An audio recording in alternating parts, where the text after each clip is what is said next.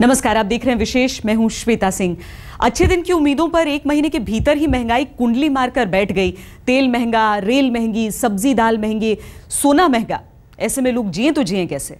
उस पर से सरकार यह समझा रही है कि पैसा फेंको और तब अच्छे दिन देखो।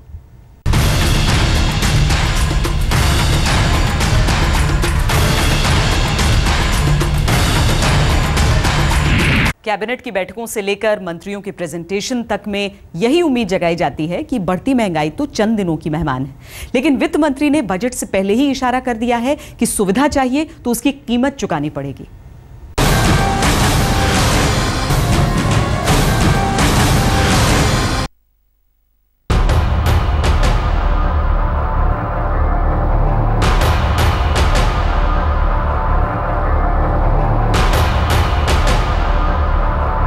अच्छे दिनों का आगाज ऐसा हुआ कि सब्जियों की कीमत जमीन के बजाय आसमान छूने लगी।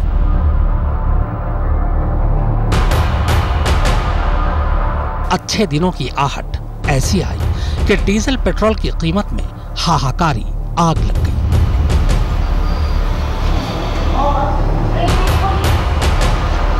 सबका साथ सबका विकास के नारे को रेल के बढ़े किराए और माल भाड़े में हुई बढ़ोतरी ने मुंह चढ़ाना शुरू किया।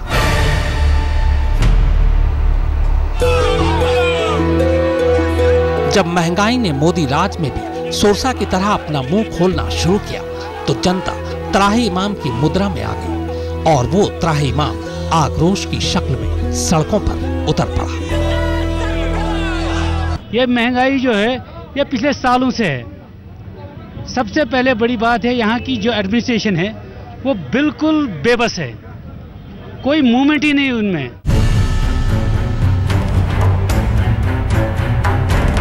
जैसा पहले था वैसे ही आज भी महंगाई आम आदमी की जेब काट रही है। जबकि ये सरकार तो महंगाई से मुक्ति का वायदा और दावा लेकर हुकूमत करने आई थी। लोगों की जिंदगी में हुक्म का परवाना तो महंगाई ही लिख रही है। लोग बेबस हैं और सरकार दलीलें ढूंढ रही है कि महंगाई का ठीकरा फोड़े तो किसके सिर पर फोड़े। सरकार ने रिएक्ट नहीं किया है, आपके चैनल ने रिएक्ट किया है, क्योंकि सरकार में बैठा हुए आदमी को पता है कि पूरे जुलाई माह बुआई का काम होता है। सूखे की जो संभावना है इसको मीडिया बहुत बढ़ा चढ़ा कर कह रही है, गलत है। क्योंकि लगातार मौसम विभाग कह रहा है कि 6 जुलाई के बाद अच्छी वर्षा होनी है और जो बुआई का काम है पूरे जुलाई भर होता है।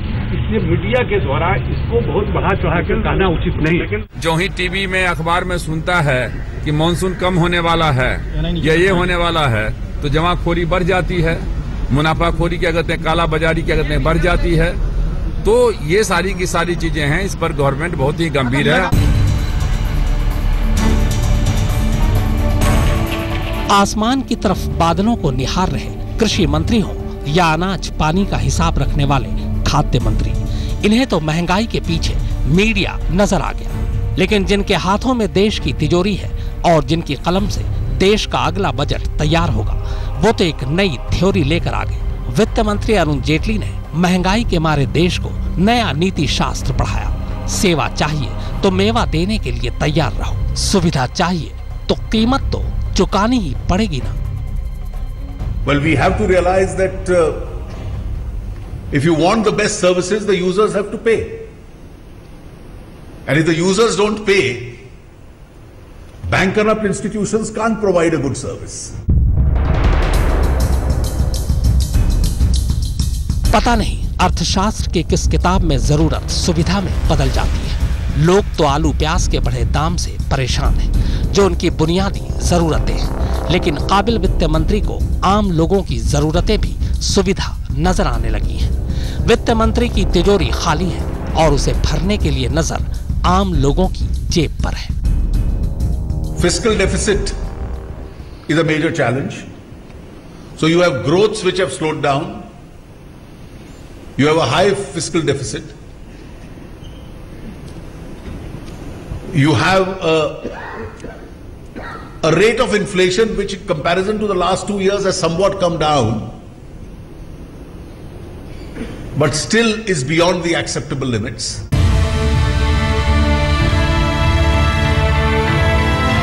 अभी तो लोगों ने सरकार से न कोई सेवा मांगी है न सुविधा। आम आदमी तो उन छोटी मोटी चीजों से खुश हो लेता है जिससे उसकी दाल रोटी चलती है। लेकिन खुशफहमी के दिन भी शायद खत्म होने वाले हैं, क्योंकि सरकार को सुविधा शुल्क चाहिए। महंगाई के बीच से लोगों का कमर टूटता हो तो टूटता रहे। आज तक ब्यूरो।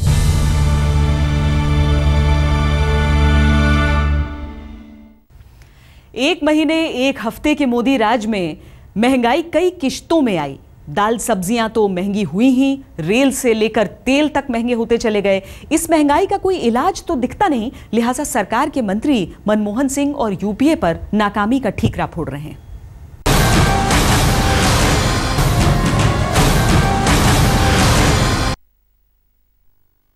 उन्होंने लिखित में वादा किया है कि 100 दिन में महंगाई दूर करेंगे।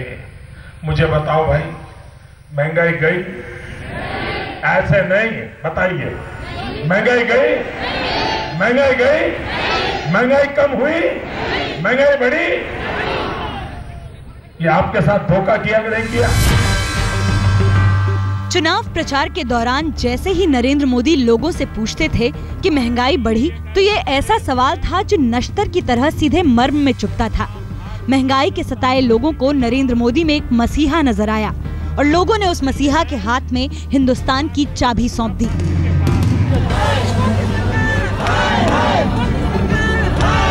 लेकिन मोदी की ताजपोशी के एक महीने में ही हालात बदल गए। मनमोहन के पीछे पड़ी महंगाई अब मोदी के आगे आगे चल रही है और इसकी तपिश ने आम लोगों की गर्मी बढ़ा दी है।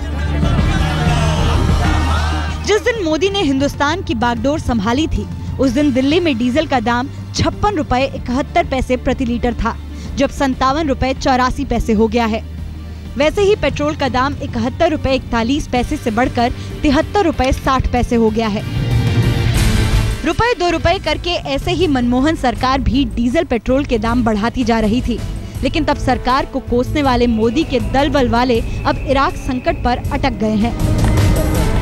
आज जो हालत है हमारी, ये खुद बनाई हुई समस्या नहीं है।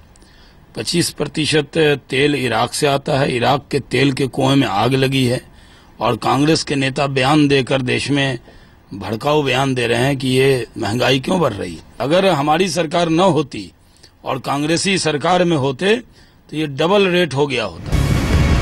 महंगाई चौतरफा मार कर रही है। अभी डीजल पेट्रोल से मन नहीं भरा तो रेल किराए पर भी सरकार ने महंगाई की मुहर लगा दी। दिल्ली मुंबई राजधानी में AC 3 टियर में मोदी की ताजपोशी के दिन 1416 रुपए देने होते थे, लेकिन अब 1617 रुपए देने होंगे। जबकि AC 2 टियर में 2064 की जगह 2357 रुपए और AC फर्स्ट में 3567 की जगह 4073 रुपए। वैसे ही दिल्ली से कोलकाता जाने के लिए दिल्ली हावड़ा एक्सप्रेस में AC 3 टियर में 1514 रुपए की जगह अब 1728 रुपए देने होंगे। AC 2 टियर में 2197 रुपए की जगह 2508, जबकि AC फर्स्ट में 3813 की जगह 4354 रुपए। माल किराए में 6.5% की बढ़ोतरी हुई है, सो अलग से। लेकिन जब जेटली से अच्छी सुविधा के लिए कीमत चुकाने की बात की तो बीजेपी बचाव में आई अच्छी रेल का हवाला लेकर। हम सेवा आपकी करेंगे, वर्ल्ड क्लास बनाएंगे, लेकिन थोड़ी बहुत कठिनाइयां भी उसमें आएंगी शुरू में, बाद में वही आराम होगा। लेकिन बढ़ती महंगाई और उस पर सरकार की अलग अलग दलील से विपक्ष सहमत नहीं है।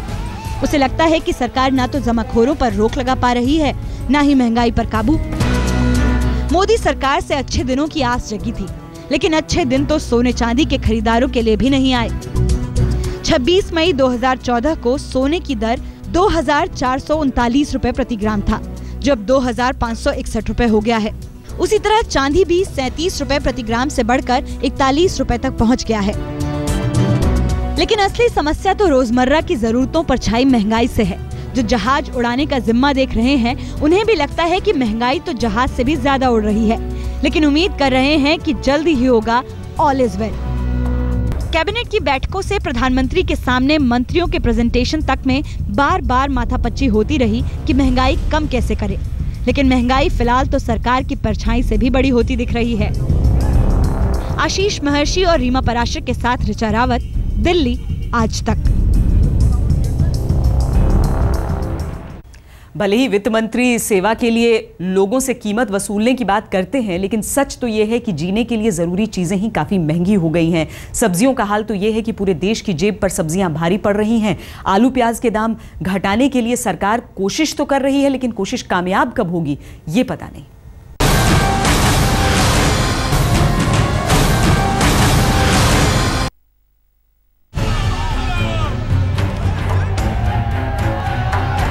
कहां तो तय था कि जिंदगी में अच्छे दिनों के रंग भरेंगे और कहां उम्मीदों पर महंगाई कुंडली मारकर बैठ गई। अब वित्त मंत्री जी भले ही ये कहें कि बेहतर सेवा के लिए जेब पर कैंची चलानी होगी, लेकिन सच तो यह है कि बुनियादी जरूरतों के लिए लोगों की जेब साथ नहीं दे रही है। नाराजगी तो प्रधानमंत्री मोदी के संसदीय क्षेत्र में भी कम नहीं है। जो अच्छे दिन आने वाले थे वो आ नहीं रहे अभी। ठीक है, आपको लगता नहीं कि हो सकता है कहीं आए?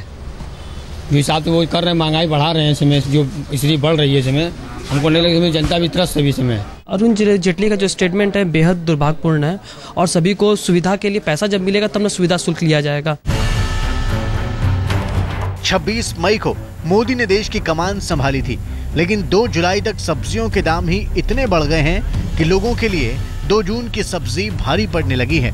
देश की राजधानी दिल्ली में ही देख लीजिए, 26 मई को दिल्ली में खुदरा बाजार में आलू 10 रुपए किलो बिक रहा था, जो अब 25 रुपए किलो हो गया है। प्याज भी 10 की जगह 25, टमाटर 10 की जगह 20, लौकी 10 की जगह 15 और भिंडी 15 रुपए की जगह 25 रुपए के रेट पर बिक रही है। मुझे तो नहीं लगता कि दाम बढ़ने चाहिए, क्योंकि सबका ध्यान रखना चाहिए। कोई मिडिल लेवल का है, कोई ज़्यादा हाई के, उनको नहीं फ़र्क पड़ता, लेकिन फिर भी अभी इतनी जल्दी नहीं, ठीक नहीं है करना। हमारी यही गवर्नमेंट से रिक्वेस्ट है कि सबसे पहले जो हर इंडिविजुअल को इफेक्ट करती हैं जो चीज़ें, महंगाई, उस पर ध्यान देना चाहिए और कुछ करना चाहिए। दिल्ली तो दिल्ली, राज्यों की राजधानियों का भी बुरा हाल है। सबसे बड़े सूबे की राजधानी लखनऊ में मोदी की ताजपोशी के वक्त आलू 10 रुपए किलो बिक रहा था, वो अब 25 रुपए किलो हो गया है, जबकि प्याज 20 से 30, टमाटर भी 20 से 30 और लौकी भी 20 से 30 हो गई है। पटना में भी सब्जियां आसमान से होड़ लगा रही हैं। 26 मई को पटना में आलू 15 रुपए किलो बिक रहा था, जो आज 22 रुपए तक जा पहुंचा है। प्याज 20 से 30, बैंगन 20 से 25, भिंडी 10 से 20 और करेला 20 से 30 रुपए तक जा पहुंचा है। जिसे गुलाबी शहर कहते हैं, वो जयपुर भी सब्जियों पर छाई महंगाई की वजह से लाल पीला हो रहा है। मोदी सरकार बनते वक्त जयपुर में प्याज 10 रुपए किलो था, जो अब 25 रुपए हो गया है। आलू भी 10 से 25, लौकी 10 से 30, टमाटर 10 से 20 और खीरा 15 से 25 पर पहुंच गया है। मोदी आए या कांग्रेस आए, मुझे लगता है महंगाई कम होने वाली है, क्योंकि अगर चाहे मोदी की सरकार बने और चाहे वो कुछ भी गए, कि अच्छे दिन आने वाले हैं, बुरे दिन आने वाले हैं, इससे कोई फर्क नहीं पड़ता। जनता 10 साल तक उनको झेल सकती है, तो उसको कुछ टाइम तो देना चाहिए। वो कर तो रहा है कुछ, जैसे सेंट्रल में कुछ नए लेके आया है, वहाँ पे जो मिनिस्ट्री चेंज की है उसने, मिनिस्ट्री पहले से बहुत बड़ी थी उसको कम किया है। आलू प्याज के बढ़ते भाव से परेशान होकर कैबिनेट ने फैसला किया है कि इनकी स्टॉक सीमा तय होगी और किसान इन्हें कहीं भी बेच सकते हैं। भारत सरकार ने निर्णय किया है कि प्याज और आलू को एसेंशियल कमोडिटी एक्ट के स्टॉक होल्डिंग लिमिट के अंतर्गत लाया जाए। ये नोटिफिकेशन जल्दी ही इश्यू होगा और कैबिनेट ने अपेक्षा की है कि राज्य सरकारें इसके बाद सघन, प्रभावी और प्रामाणिक कार्रवाई करेंगी। पता नहीं महंगाई के आसमान पर टंगी सब्जियां कब जमीन पर आएंगी, ताकि आम आदमी की जेब पर भारी ना पड़े। फिलहाल तो मंथन और माथापच्ची का दौर जारी है कि महंगाई को किस हथियार से मारा जाए। आज तक ब्यूरो। महंगाई बेलगाम है, सरकार उसे साधने के लिए अपने कई कोशिशें भी कर रही है। बार बार बैठकें हो रही हैं, लेकिन महंगाई को मारने का ब्रह्मास्त्र अब तक निकला नहीं है। आगे फिर से बैठक होगी। बैठकों पर बैठकें जारी हैं, ये जानने के लिए कि महंगाई कैसे काबू में आएगी। बुधवार को भी प्रधानमंत्री नरेंद्र मोदी की अध्यक्षता में कैबिनेट की बैठक हुई, जिसमें महंगाई पर मंथन हुआ। इसमें आलू प्याज के बढ़ते दाम पर काबू पाने की कोशिशें तो हुई, लेकिन बाकी चीजों पर छाई महंगाई कैसे घटेगी, ये सवाल बना हुआ है। इसलिए 4 जुलाई को राज्यों के खाद्य मंत्रियों की बैठक होगी। इकोनॉमिक्स के संबंध में हम लोग की बैठक होने वाली है वित्त मंत्री जी की अध्यक्षता में 4 तारीख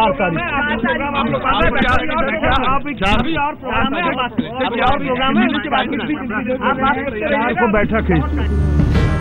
सरकार का दावा है कि जल्द ही लोगों को राहत मिलेगी और ये राहत इंद्र देवता की मेहरबानी से आएगी। लेकिन सवाल है, मॉनसून से निर्भरता कब कम होगी? क्या सरकार के पास महंगाई को नियंत्रित करने का कोई फॉर्मूला है? क्या ईमानदारी से जमाखोरों पर भी कभी कोई कार्रवाई होगी? आखिर क्यों सरकारें महंगाई पर काबू पाने में कामयाब नहीं होती? फिलहाल इन सवालों का मुकम्मल जवाब सरकार के पास नहीं है, सिवाय इसके कि 10 साल की यूपीए की नाकामी को वो ढो रहे हैं। 10 वर्षों से देश को परेशान करके कांग्रेस पार्टी 1 महीने से सड़कों पे आई है। तो ये जो 1 महीने की परेशानी है उनके 10 वर्षों के कुशासन का फल है, जिसको हम ठीक कर रहे हैं। गवर्नेंस के मामले में, इकोनॉमिक मैनेजमेंट के मामले में, देश की अर्थव्यवस्था के मामले में। इन सवालों के बीच ही वित्त मंत्री अरुण जेटली का वो बयान तो अपनी जगह बना हुआ है कि अच्छी सेवा के लिए अच्छी कीमत चुकानी होगी। हालांकि रुपए पैसे के कुछ जानकार वित्त मंत्री से सहमत भी हैं। सर्विस ओरिएंटेशन आता है ना पब्लिक सेक्टर वाले, देन एफिशिएंसी की बात नहीं होती है। हर बार उनका परफॉर्मेंस घटती जा रही है और सेंट्रल गवर्नमेंट बजट से उनको ग्रांट्स बढ़ती जा रही है। इसकी वजह से क्या हो रही है, सब्सिडीज का बोझ गवर्नमेंट का बजट पर बहुत बढ़ रही है। मोदी ने 60 महीने का वक्त मांगा था, अभी तो महीना भर ही गुजरा है, लिहाजा आगे देखिए होता है क्या। ऋचा रावत के साथ बालकृष्ण, दिल्ली आज तक।